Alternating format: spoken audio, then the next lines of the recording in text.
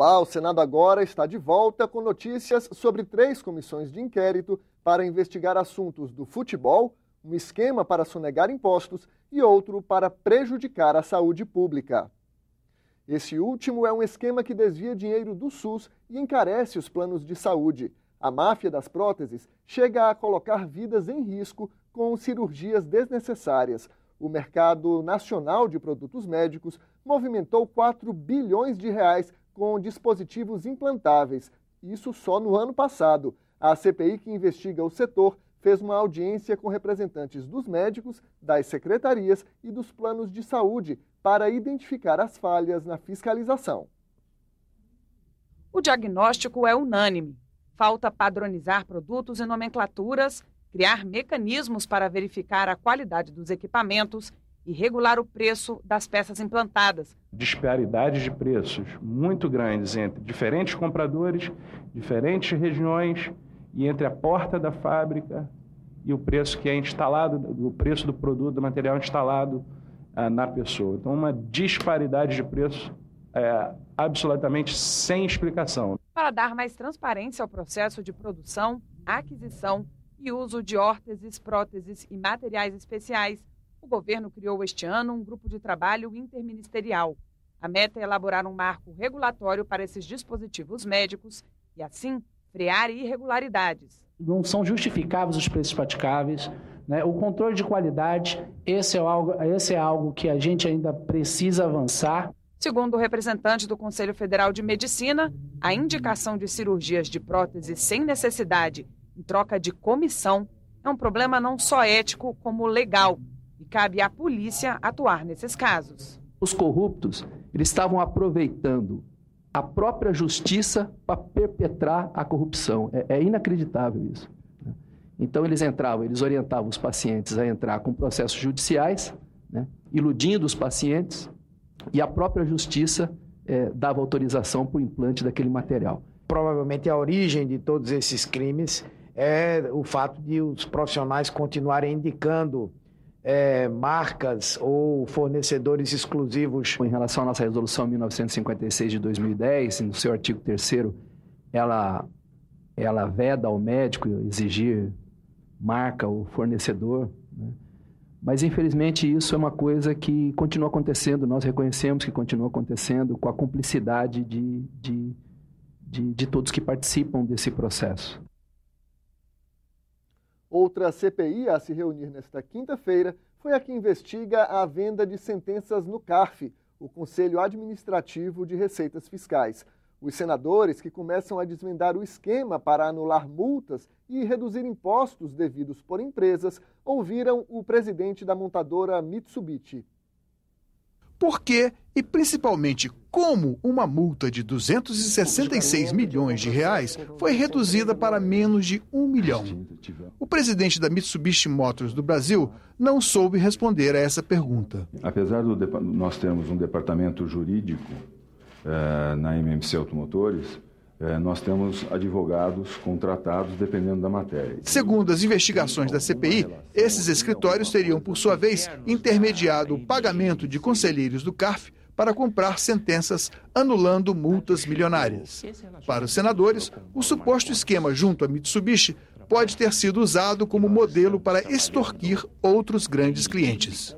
Por que o senhor pediu a quebra do sigilo telefônico e telemático do senhor Robert Richter? Porque eu acredito que ele tem informações extraordinárias e que ele sabia de tudo sobre este julgado. Existe, sim, quadrilhas, não uma, mas quadrilhas em torno do CARF que atuam no sentido de desviar recursos dos cofres públicos e colocar esses recursos no bolso. Ganha a empresa, mas ganha muito determinadas pessoas que têm uma atuação já de tempo, porque é uma coisa assim escandalosa.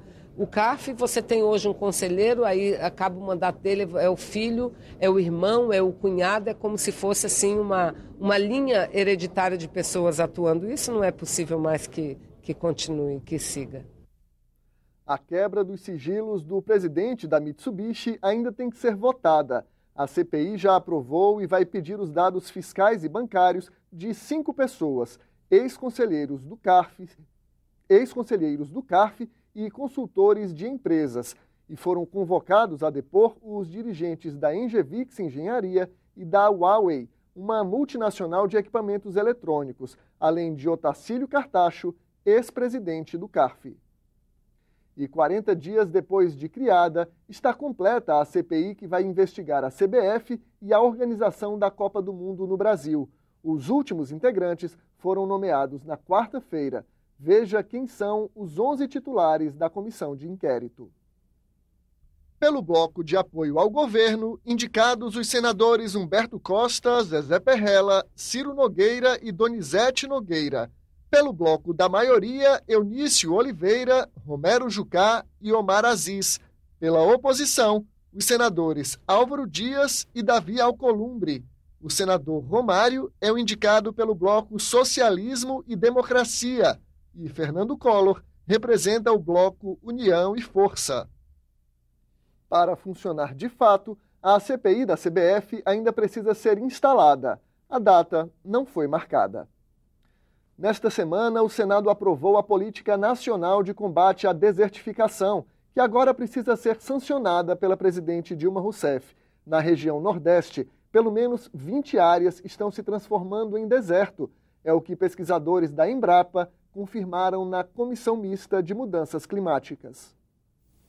Segundo dados do painel intergovernamental de mudanças climáticas da ONU, até 2050, cerca de metade das terras com potencial agrícola na América Latina pode sofrer com a desertificação e a salinização.